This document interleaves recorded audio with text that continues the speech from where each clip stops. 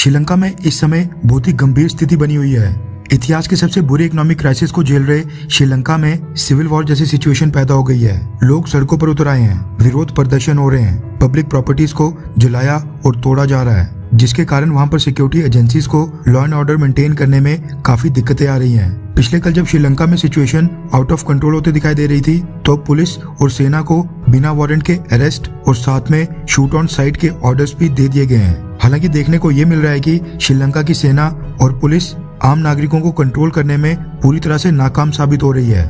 वहां पर भीड़ ने पुलिस के सामने ही श्रीलंका के प्राइम मिनिस्टर महिंदा राजपक्षे के खानदानी घर और प्रॉपर्टी को आग के हवाले कर दिया था। सरकार को समर्थन देने वाले सभी एमएलए एमपीज को सड़कों के ऊपर दौड़ा दौड़ा कर मारा पीटा जा रहा है। वहां पर सारे मिनिस्टर्स अंडरग्राउंड हो गए हैं और ये मिनिस्टर्स या गवर्नमेंट सपोर्टर श्रीलंका छोड़कर विदेश ना भाग जाएं, इस चीज को सुनिश्चित करने के लिए श्रीलंका में प्रोटेस्टर्स ने जो श्रीलंका के इंटरनेशनल एयरपोर्ट तक जाने वाली सड़क है उसी को पूरी तरह ब्लॉक कर दिया है और वहां पर एक चेक पॉइंट बना दिया है। जो भी लोग एयरपोर्ट के अंदर जा रहे हैं उनकी चेकिंग की जा रही है और सुनिश्चित किया जा रहा है कि कोई भी सरकारी मंत्री या गवर्नमेंट सपोर्टर देश छोड़कर बाहर ना भागे। महिंदा राजपक्षे ने प्राइम मिनिस्टर पद से इस्तीफा दे दिया है, जिसके बाद वो श्रीलंकन नेवी के एक नेवल बेस में जाकर छुप गए हैं। लेकिन वो वहां पर भी सेफ नहीं है क्योंकि भीड़ ने उस नेवल बेस को भी चारों तरफ से घेर लिया था और उसके अंदर घुसने की भी कोशिश की थी। श्रीलंका में सिचुएशन किसी भी समय आउट ऑफ कंट्रोल हो सकती है।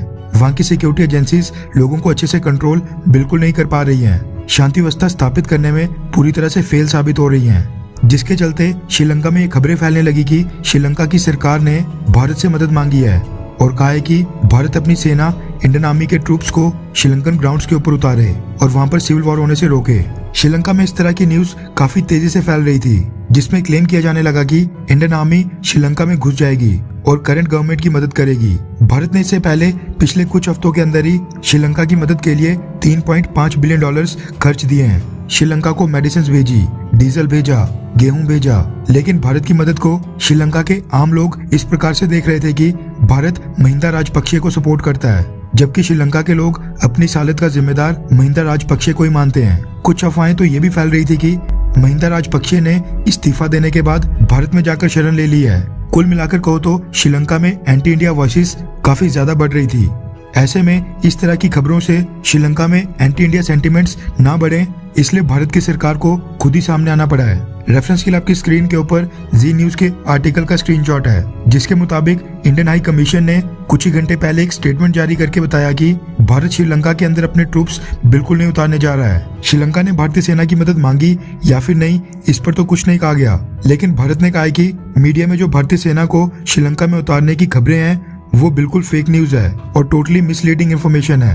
भारत ने कहा कि भारत श्रीलंका के अंदर डेमोक्रेसी, स्टेबिलिटी और इकोनॉमिक रिकवरी का पक्षधर है। भारत ने कहा कि कुछ रिपोर्ट्स ये भी फैल रही थी कि श्रीलंकन सरकार के कुछ मिनिस्टर्स और इन्फ्लुएंशियल लोग श्रीलंका से भागकर भारत आए हैं। भारत ने कहा कि ये खबर पूरी तरह से मिसलीडिंग है और इसमें कोई भी सच्चाई नहीं है।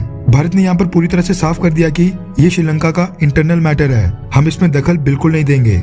वैसे आपको क्या लगता है कि अगर भारत से मदद मांगी गई तो क्या श्रीलंका में शांति व्यवस्था को स्थापित करने के लिए भारत को अपनी सेना श्रीलंका में उतारनी चाहिए? हाँ या फिर ना? नीचे कमेंट करके अपनी राय जरूर बताएं।